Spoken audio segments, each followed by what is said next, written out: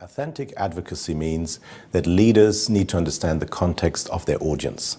So it's important that people understand who they talk to and how to translate that message or adapt that message to people's situation, in particular in a global context. Now, as leaders, you have to be open-minded, you have to be able to listen, it's easily said, but also you have to have exposure. You have to be able and willing to go out and talk to the people and realize in what circumstances they do business in and they live in. So that is walking the talk as a leader. So how do I help our employees to be advocates for our company? Most and for all, I think it's important to share. Share customer experiences, share business opportunities, because people very often are focused on their area of responsibility. But there's more to that, and there's a bigger picture. The customer as a whole needs to be understood. And Allianz as a company has so many product ranges to offer that are organized in different organizational chapters, as I call them.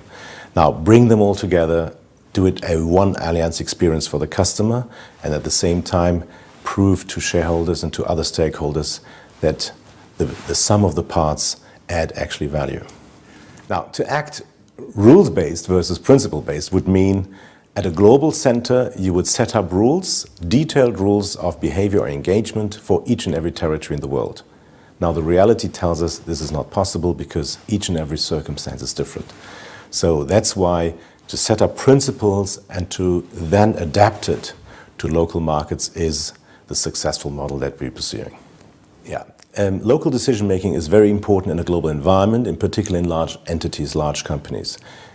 The central offices cannot take local decisions because the world is just too big to decide on each and every case. That's why choosing the right people, putting them in the right place, familiarizing them with the global policies and global standards, and creating that communication between global and local, but delegate the authorities into local markets, make them responsible, and make them ambassadors of our global policy.